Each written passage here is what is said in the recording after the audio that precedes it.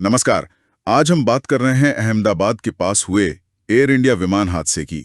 ये एक बहुत ही दुखद घटना है। हमारे पास इससे जुड़ी काफी खबरें, रिपोर्ट्स हैं और हम कोशिश करेंगे समझने की कि असल में हुआ क्या था। हमारा मकसद है इसके फैक्ट्स देखना, शुरू में क्या हुआ, जांच कहां तक पहुंची है और इसका असर क्या हो रहा है। तो शुरू करते हैं बेसिक बातों से।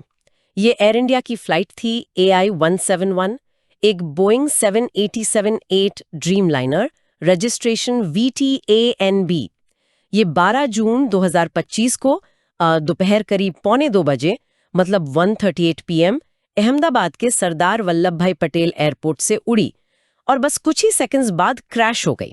विमान गिरा मेघानी नगर इलाके में, वहां बीजे मेडिकल कॉलेज के एक हॉस्टल पर। विमान में कुल 242 लोग थे, 230 यात्री और 12 क्रू मेंबर्स। रिपोर्ट्स बताती हैं कि टेक ऑफ के फौरन बाद उसे ऊपर उठने में स्ट्रगल करना पड़ा। हाँ, ऐसा लग रहा है कि वो ठीक से क्लाइंब नहीं कर पाया। और शायद ये भी बात आ रही है कि लैंडिंग गियर तब भी खुला हुआ था और फिर वो सीधे नीचे आ गया। और ये लैंडिंग गियर वाली बात, हाँ, ये काफी अहम हो सकती है। अगर गियर खुला रह जाए तो हवा का दबाव, जिसे ड्रैग कहते हैं, बढ़ जाता है। हाँ, बिल्कुल। इससे ऊपर उठने में मुश्किल होती है, खासकर अगर इंजन पूरी पावर नहीं दे रहे हो। सही कहा। और नतीजों की बात करें तो ये हादसा बहुत ही भयानक था। विमान में सवार 241 लोगों की दुखद मौत हो गई और जमीन पर भी 19 लोग इसकी चपेट में आ गए। कुल मिलाकर 260 जानें गईं। बहुत ही दुखद आंकड़ा है ये। हाँ।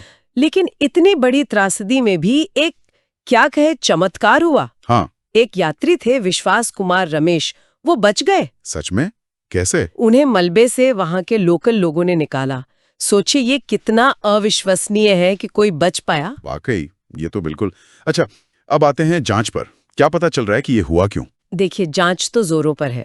कॉकपिट वॉइस रिकॉर्डर यानी CVR और फ्लाइट डेटा रिकॉर्डर FDR, हाँ, जिन्हें ब्लैक बॉक्स कहते हैं। बिल्कुल, वो दोनों मिल गए हैं और उनकी जांच चल रही है। उनका डेटा एनालाइज किया जा रहा है। और ये जांच कौन कर रहा है? मतलब कौन सी एजेंसी शामिल है? भारत का AAIB, मतलब एयर एक्सीडेंट इन्वेस्टिगेशन ब्यूरो, वो मेन एजेंसी है।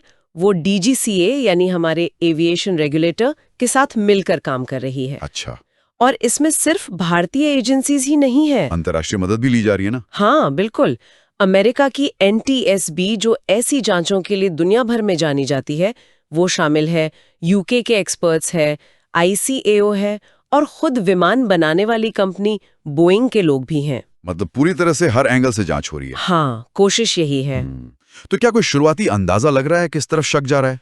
देखिए, अभी कुछ फाइनल कहना तो मुश्किल है, जल्दबाजी होगी, लेकिन जांच ना कई सीरियस पॉसिबिलिटीज को देख रही है। जैसे क्या दोनों इंजन एक साथ फेल हो गए?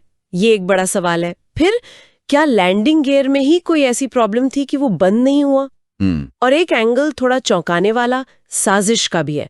उसे भी रूल आउट नहीं किया गया है। साजिश मतलब फाउल प्ले? हाँ, हालांकि अभी ये सिर्फ एक संभावना है जिसे जांचकर्ता देख रहे हैं, पर शुरुआती जो बातें सामने आ रही हैं वो यही है कि विमान को चढ़ाई करने में दिक्कत हुई, लैंडिंग गियर शायद खुला था और हो सकता है इंजन फ्लेम आउट हुआ हो।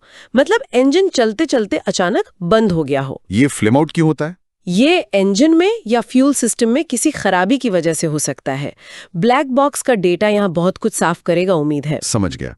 अच्छा, इस हादसे के फौरन बाद DGCA ने क्या एक्शन लिया सेफ्टी को लेके? हाँ, DGCA ने काफी तेजी दिखाई।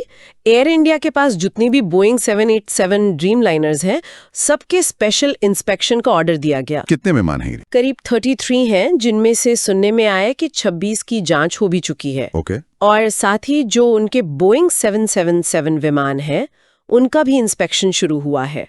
मतलब सेफ्टी पर पूरा फोकस है। और सिर्फ विमानों का ही नहीं, शायद एयरपोर्ट्स का भी? बिल्कुल।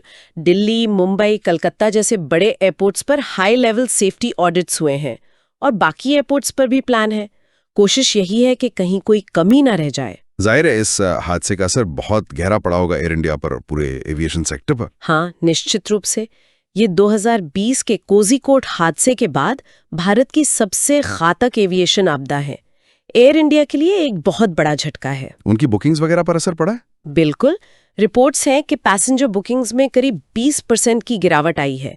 एयरलाइन पर अब बहुत दबाव है अपनी वर्किंग सुधारने का। किस तरह के सुधार? जैसे क्रू की ड्यूटी का मैनेजमेंट, पायलटों के काम के घंटे, मेंटेनेंस पर निगरानी, इन सब चीजों को और मजबूत करने का प्रेशर है। कंपनी अपने लीडरशिप स्ट्रक्चर और क्राइसिस मैनेजमेंट प्लान्स को भी दोबारा देख रही है।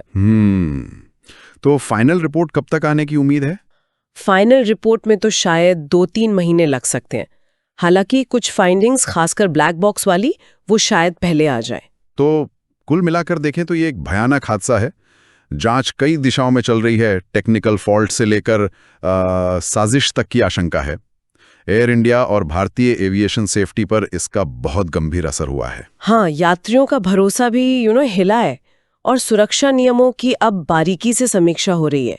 ब्लैक बॉक्स का एनालिसिस और बाकी बेड़े का इंस्पेक्शन, ये सब अभी चल रहा है। सही कहा। और ये हमें एक जरूरी सवाल पर लाता है कि इतनी जांच हो रही है, सेफ्टी के नए वादे हो रहे हैं, पर क्या एयरलाइन और रेगुलेटर्स वाकई सिस्टम की जो अंदरूनी कमजोरियां हैं उन्हें ठीक से एड्रेस कर पाएंगे ताकि आगे ऐसे हादसे ना हो? और क्या वो यात्रियों का भरोसा वापस जीत पाएंगे? हाँ बिल्कुल, ये सबसे बड़ा सवाल है। ये आगे देखने वाली बात हो।